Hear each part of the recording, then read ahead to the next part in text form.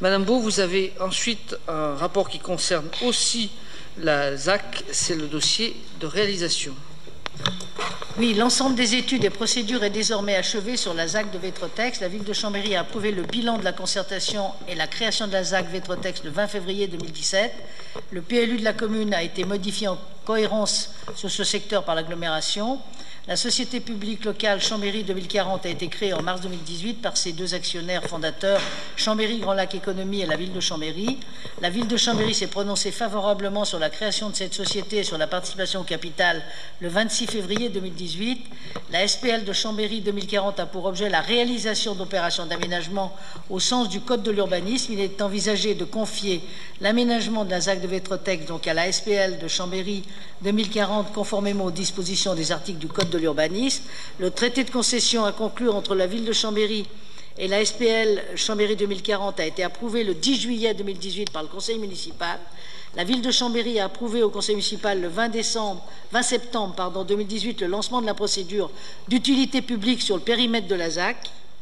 La délibération proposée a pour objet d'approuver le projet de dossier de réalisation et le programme des équipements publics de la ZAC de Vétretex, ainsi que la participation financière de la communauté d'agglomération Grand Chambéry par une convention de projet qui est annexée à une partie des équipements d'infrastructure, équipements éligibles pour 10 707 417 €, et donc pour un montant de 497 878, qui correspond à la voirie, à la piste cyclable, aux eaux usées et à l'eau potable. Donc, par ailleurs, les espaces publics de la nouvelle avenue et du pont sur la Lesse, qui sont à l'intérieur du périmètre de la ZAC, mais portés directement en maîtrise d'ouvrage par la ville de Chambéry, auront une participation de la part de la ZAC de 2 161 050 de Grand Chambéry et du département dans le cadre du projet Centre-Nord prorata du montant dans le tableau des équipements publics. Les versements des participations de Grand Chambéry s'effectueront à partir de 2011. Donc voilà, pardon, 2021, excusez-moi. Voilà ce que je pouvais dire, Monsieur le maire, et puis je pense qu'on pourra répondre aux questions sur les différents éléments qui composent, je veux dire, le programme de réalisation de cette zone d'aménagement concerté. Y a-t-il des questions? Monsieur Dupassieux. Oui, nous approuverons ce rapport puisque c'est un dossier que nous avions engagé à la fin du précédent mandat et qui respecte l'esprit qui avait présidé à ce projet. Nous rappelons quand même une réserve sur cette question du parking Leclerc, puisque aujourd'hui on ne sait pas dans quelles conditions tout cela va se faire. Et puis également, l'extension de Leclerc nous pose un vrai problème sur une nouvelle concurrence qui va être faite aux commerçants du centre-ville. Et voilà, c'est une vraie question aussi, mais ce n'est pas dans le dossier de ZAC. J'ai personnellement une question sur la densification. Moi, je suis plutôt favorable à la densification de ce secteur, puisque on sera dans un environnement assez privilégié le long de la Lesse. Il me semble que dans les propositions, les dernières propositions qui ont été faites, mais c'était déjà le cas au niveau du cabinet Chavannes, il y a des propositions de faire des bâtiments de grande hauteur. Si on fait des bâtiments de grande hauteur, ça permettra de dégager de l'espace au pied. Je suis plutôt favorable, moi, à cette disposition. Quelques bâtiments.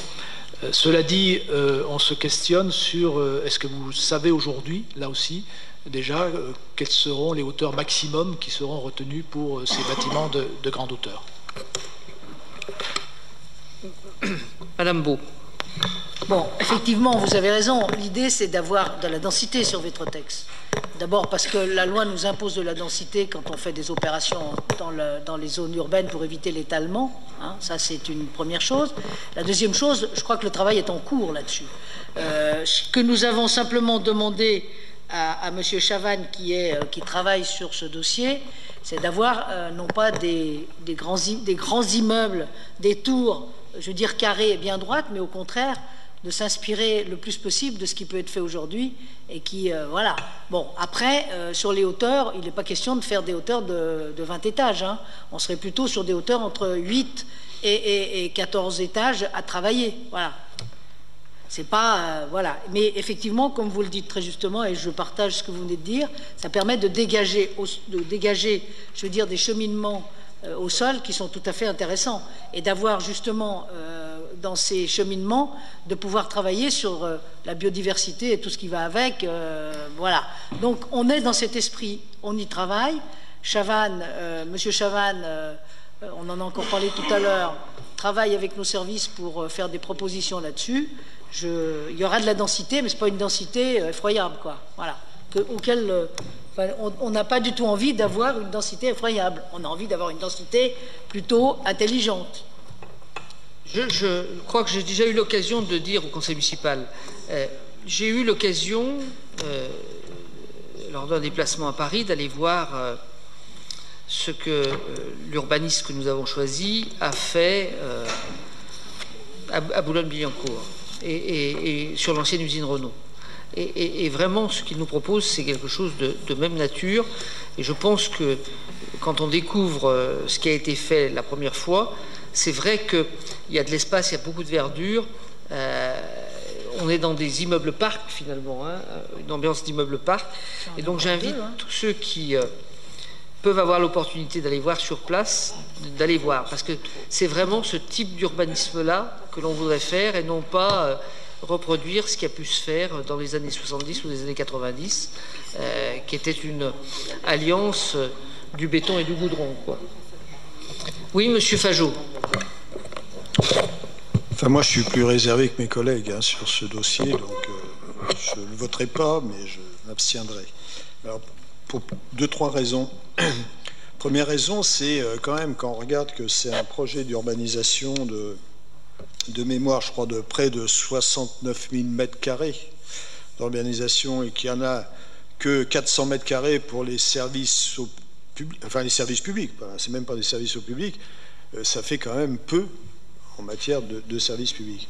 Après, il est mentionné dans le rapport que, vu la population qui va arriver, le nombre d'habitants supplémentaires, vu la construction d'un grand nombre de logements, sur l'extension de l'école aussi. Alors, il est à la fois dans le périmètre ou pas dans le périmètre, mais sur l'extension de l'école, je crois qu'il est marqué dans le rapport 4 classes élémentaires et une maternelle.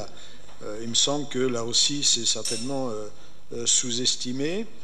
Et une autre réflexion plus générale, plus globale, il apparaît qu'il y a 19 arbres qui devraient être abattus, si j'ai bien compté, mais c'est difficile avec les documents de bien, donc vous infirmerez ou vous confirmerez.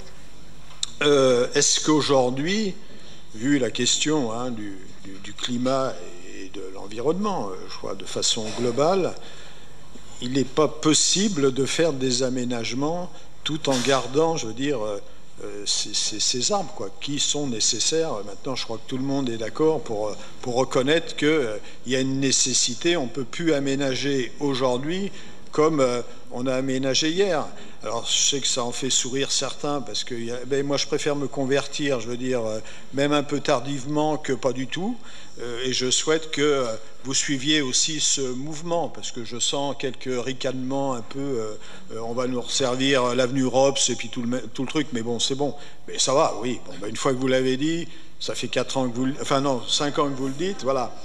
Bon, je crois qu'il faut avoir de l'humilité et puis aussi essayer de voir les choses qui évoluent et aujourd'hui, en tenir compte. Donc c'est ma question, elle est la suivante. Sur cet aménagement comme sur d'autres aménagements, puisqu'il y a nécessité d'aménager, ça nous paraît une évidence, est-ce que vous intégrez quand même cette dimension suffisamment? D'abord, monsieur Fajot, je ne sais pas à quel âge, je ne sais pas à quel moment on se convertit à la plantation d'arbres. Je pense que si on affiche chacun nos palmarès en termes de plantation d'arbres, je me situerai personnellement pas mal. Donc je suis prêt à ouvrir le concours, mais les affaires personnelles ne sont pas les affaires publiques. Sur Vétrotex, au jour d'aujourd'hui, je ne sais pas où vous avez compté, comment vous avez compté 28 arbres, parce que la zone de Vétrotex, elle en comporte point. Bon, si c'est... Oui, mais si c'est sur la place Pierre de Coubertin, elle est destinée à être réaménagée, mais pas à être fondamentalement touchée. Et ce que je peux vous indiquer, c'est que nous souhaitons que le parc de Blainville, donc le parc qui va être le long de la Lesse, soit réalisé dès l'année prochaine, de manière à ce que la végétation ait véritablement pris de l'ampleur, etc., au moment où les premiers habitants arriveront sur ce secteur-là. La commande du parc, elle n'est pas à venir. La commande du parc, elle a été faite il y a plusieurs semaines et on devrait, dans les prochains jours, nous présenter un projet de ce que sera ce parc dans lequel devra cheminer la piste cyclable qui vient depuis le centre-ville et qui est destinée à être prolongée jusqu'à Leclerc, où là, elle rejoindra, par la nouvelle voirie qui sera faite, le pont qui s'appelle Armand-Chal, c'est ça, le pont Armand-Chal sur l'Yère pour rejoindre l'avenue Verte, ou de l'autre côté, rejoindre l'avenue Laboisse pour retrouver les Landiers. Voilà. Oui, Madame Beau. Oui, je vais rajouter une deuxième chose, c'est qu'on a d'ores et déjà réservé des arbres chez les gens qui vendent des arbres pour justement qu'ils aient déjà grandi avant qu'on les plante. C'est ce qui s'est passé sur ce que vous disait le maire tout à l'heure, ce qui s'est passé à Billancourt pour l'aménagement de Billancourt. Donc vous voyez qu'on a déjà anticipé la plantation d'arbres en plus de la verdure là. Et sur les services publics, bon, si vous lisez bien, il y a un petit peu plus de 400 mètres carrés. Et j'ajoute que l'extension de l'école n'est pas là-dedans. Donc je pense que vous avez vu le verre à moitié vide plutôt qu'à moitié plein. Mais c'est pas grave. Bien. Je soumets ce rapport au vote. J'ai compris que M. Fajot ne le voterait pas. M. Fajot, vous abstenez? D'accord. Y a-t-il des oppositions? Je n'en vois pas. Le rapport est adopté. Je vous remercie.